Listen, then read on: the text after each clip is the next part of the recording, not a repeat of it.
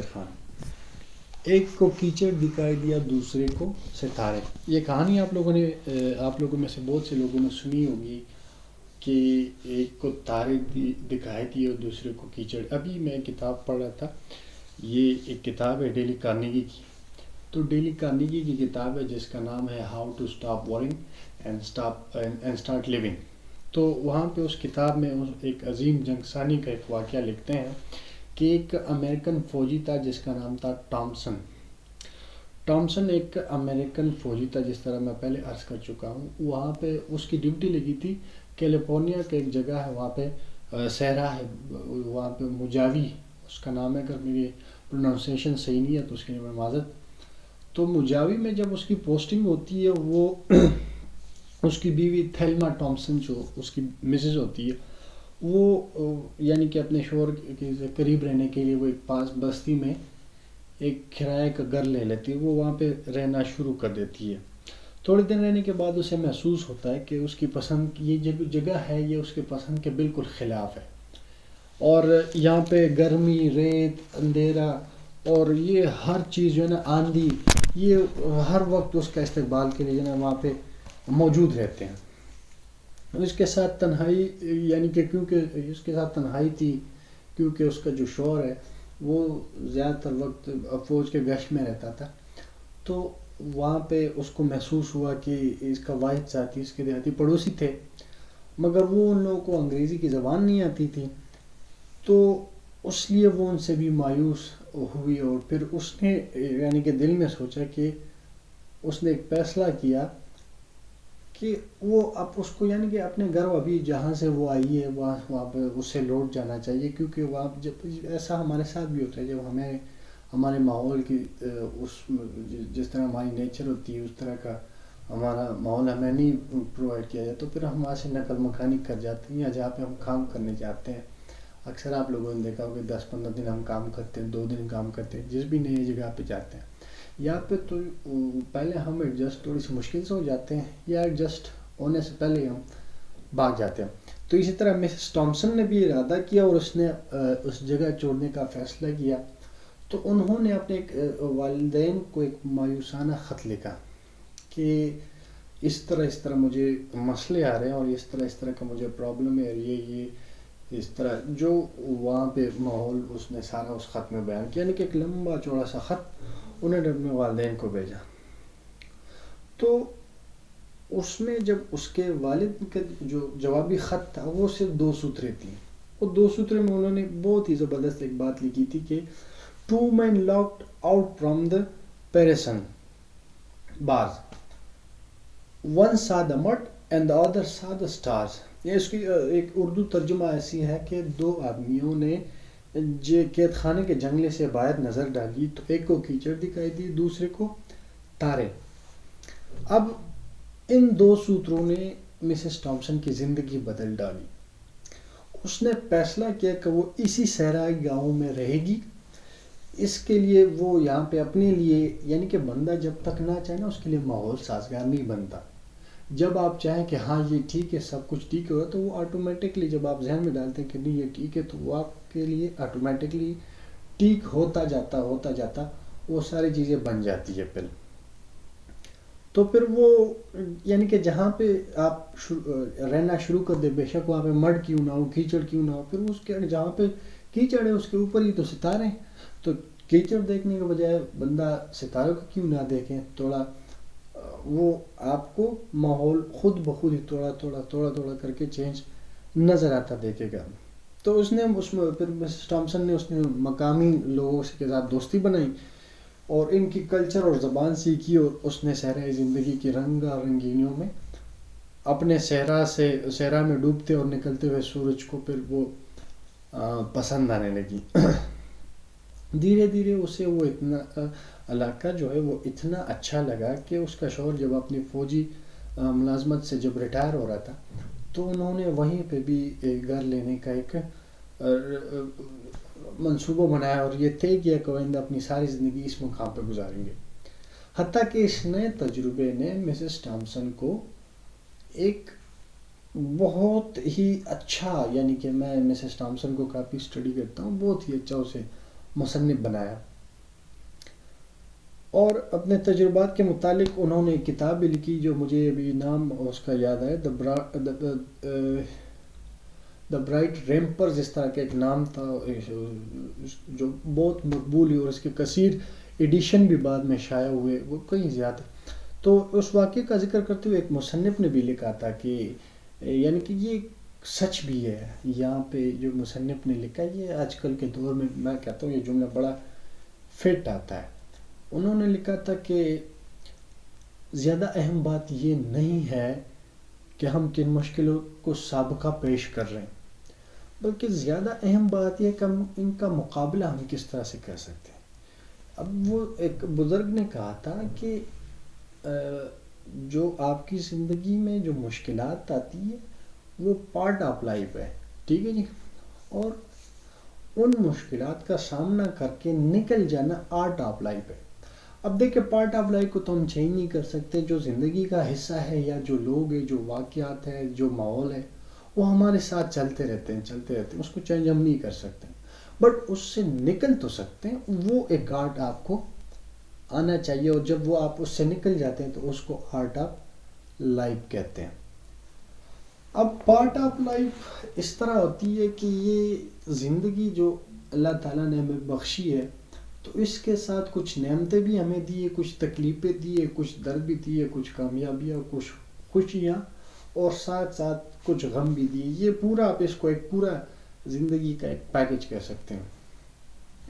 اب ضروری یہ نہیں ہے کہ ہم دیکھیں زندگی کی مثال آپ ایک بکٹ کے حساب سے لے لیں، اور جب آپ کے لیے کوئی پورا ایک ٹوکری بھر کے کوئی چیزیں لاتا ہے تو ضروری نہیں ہے کہ اس میں 10 چیزیں ہیں اور 10 کے 10 آپ کو پسند ہو. اس میں سے ایک آپ کو ناپسند ہوگا، ایک آپ کے ٹیسٹ کے خلاف ہوگا، دوسرا آپ کے یعنی کوئی نہ کوئی اس میں سے. یہ ضروری نہیں ہوگا کہ آپ کو سارے، اگر آپ ایک بہت بڑے مشہور سپر سٹار کیوں نہ ہو تو ضروری نہیں ہے کہ ساری دنیا آپ کو پسند کریں. کچھ نہ کچھ آپ کے مخالفین بھی ہوں گے، کچھ نہ کچھ آپ کو کسی نہ کسی وجہ سے ناپسند کرتے ہوں گے. تو اس طرح سے زندگی بھی ہے کہ آپ کے سال کے 365 دن آپ کے اس کے مطابق نہیں چلائی جا سکتے جس طرح آپ پسند کرتے ہیں. اگر آپ کہتے ہیں کہ ہفتے کے 7 دن ہی اتوار ہوتا ہے، اس طرح نہیں ہوتا، ایک دن اتوار ہی آتا ہے. خیر وہ الگ دوسری سائڈ پہ پھر بات چلی جاتی ہے. اب پارٹ آف لائف جس طرح کہ میں نے کہا یہ بکٹ میں یہ آتی ہے، اس میں کوئی وہ نہیں ہے. اب اس سے نکلنا کس طرح ہے، یہ آرٹ آف لائف ہے. اب یہ آپ پہ ڈیپینڈ کرتا ہے. بعض لوگ ہم نے جب ایک پارٹ آف لائف ہماری یہ بھی ہے کہ آپ ایک اگر مڈل کلاس فیملی میں پیدا ہوئے تو اس کا مطلب یہ نہیں کہ بس آپ ادھر ہی مریں گے. جس طرح ہم پہلے بھی آپ کو کہیں بھی لوگ میں ہم آپ کو بتا چکے ہیں، پارٹ آف لائف میں یہ آتا ہے کہ آپ کسی مڈل کلاس فیملی میں پیدا ہوئے، اب یہاں سے اوپر جانا یہ آرٹ آف لائف ہے، اور یہ آرٹ آپ کو آنا چاہیے. ہم فیصلہ کر بھی لیتے ہیں یعنی کہ اس پارٹ سے نکلنے کا کہ اب میں اپنے فیملی کا بوجھ لے کے اور یہ سارا سب کچھ نیچے کا جو جتنا بھی دباؤ ہے، وہ چاہے پیسوں کے لحاظ سے، بیماری کے لحاظ سے، کوئی چھوٹے کی پڑھائی پوری نہیں ہو رہی ہے اور یہ میرے خواہشات ہے اور یہ میرے اس طرح کرنا یہ میرا خواب ہے. اب اس کو پورا کرنا آپ کو ایک پورا اس کے لیے ایک آرٹ، آپ کو ایک آرٹسٹ یا کریٹر آپ کو بننا ہوگا اس کے لیے. اور آپ اس کو جو آپ کے پاس جو گیون ماحول ہے اس میں سے آپ نے وہ جو برا ہی وقت ہوتا ہے جس کے پاس کچھ نہیں ہوتا، تو وہ برے وقت کو اچھے وقت میں کنورٹ کرنے کے لیے اب اس میں ہم لوگ کھڑے ہو جاتے ہیں، گر جاتے ہیں، اور خوش قسمت ہوتے ہیں وہ لوگ جو گر جاتے ہیں، اور پھر خوش قسمت ہوتے ہیں لوگ جو گر کے پھر اٹھ کھڑے ہو جاتے ہیں اور پھر چلے جاتے ہیں. دیکھیں جی اگر آپ سٹارٹ کریں، چلتے بنے، اور آپ گرے ہی نہ اور آپ نے منزل حاصل کر لی، تو اس کا میرے خیال سے اتنا مزہ نہیں آئے گا جتنا آپ گر کے اٹھیں، پھر گرے، پھر اٹھیں، پھر گرے، پھر آپ اس کو حاصل کریں. تو وہ جو اندر کی آپ کی ایک آگ ہوتی ہے نا، اس کا پھر مزہ. کوئی ایک کہانی مجھے یاد آئی، اور یہ کوئی 2-3 دن پہلے کی ہے. تو وہ عشق پہ نا کوئی بات ہو رہی تھی، تو استاد محترم ہمارے یاد تھے، تو وہ ہر بندے سے نا رائے لے رہے تھے. تو ایک نے کہا کہ یار عشق میں فنا ہو جانا عشق ہے، دوسرا کہتا ہے کہ عشق میں گمنام ہو رہا. تو وہ مثالیں دے رہے تھے. تو میں نے تو ایسے ہی چھوٹی مثال، میں تو زیادہ نہیں جانتا ان چیزوں کو، بٹ میں نے ایک چھوٹی سی مثال دی کہ کوئی عشق وشق کوئی نہیں ہے، یہ ایسی ہوا میں کسی نے لکیر کھینچی ہے. بٹ ہاں حقیقی عشق ہے جو اللہ سے کی جاتی ہے، اس کے محبوب سے کی جاتی ہے، وہ عشق ہے، اور وہ پھر اوپر بات ہے. اور یہ مجازی عشق نہ مجھے اس پہ یقین تھا اور نہ مجھے اس پہ کوئی پہلے اتنا کوئی تجربہ تھا. پاس میرا ایک دوسرا دوست بیٹھا ہوا تھا، تو وہ کہتے ہیں کہ تحصیل بھائی آپ کو پتہ ہے؟ میں نے کہا جی کیا بتائیں. انہوں نے مجھے بہت عجیب و غریب، جو پہلے ہم ہنس رہے تھے، جب بعد میں نے اس کی بات پہ غور کیا تو مجھے بڑا اس کا ٹچ کر گیا وہ بات، کہ عشق پانے میں وہ مزہ نہیں ہے جس طرح آپ کسی عشق کو پانے کے لیے تڑپیں، اور اس ڈبل مزہ تب آتا ہے جب آپ عشق میں پہل ہو جائیں، اور پھر اس کے بعد جب آپ کو تڑپ محسوس ہو رہی ہے، وہ آپ نے اس کی لذت نہیں لی ہے. میں نے کہا یار میں عشق کروں کیوں جس کے لیے میں کہوں کہ یار میں عشق پہلے مجھے ہو جائے، پھر میں پھیل ہو جاؤں، پھر اس کے بعد میں لذت. میں نے کہا یہ کیا بات ہوئی. تب ہم سب ہنس رہے تھے، ہم 6-7 دوست بیٹھے ہوئے تھے، ہم ہنس رہے تھے. بٹ جب بعد میں مجھے پتہ چلا کہ جب آپ کو تڑپ ہی محسوس نہ ہو، جب آپ کو آپ کے دل میں کسی چیز کے لیے خواہش ہی نہ ہو، وہ آپ مرجائے ایسے، اور کہیں پہ ادھر کوئی آپ کے دل میں کوئی حسرت ہی نہ ہو، کوئی چیز کے لیے آپ کی دل ہی نہ کریں، تو وہ اندر کا انسان مر جاتا ہے. آسان الفاظ میں یہی ہو جاتا ہے کہ آپ کا اندر کا انسان مر گیا ہوا ہے، اور آپ جو ہے اس کو مزید نہیں اس کو کر سکتے. تو یعنی کہ اس کا مطلب یہ ہوا کہ آپ جب بھی کسی چیز کو حاصل کرنے جائیں تو پہلے اپنے اندر اس چیز کی طلب کو دیکھیں کہ کیا واقعی میرے اندر اس چیز کے لیے طلب ہے. اور جب نہیں ہوگی تو وہ آپ کے لیے معمولی سے کام ہو گیا، ہاں ہو گیا تو ہو گیا، نہیں تو آپشن لیس کر کے کام کریں کہ نہیں میں نے لینی ہے تو یہی ایک چیز لینی ہے، باقی اس کے علاوہ میرے پاس کوئی چارہ نہیں ہے، میں نے یہ چیز کرنی ہے. اور جب آپ چلو یار کر لیتے ہیں، ہو گیا تو ٹھیک ہے، نہیں اس طرح نہیں ہوتا.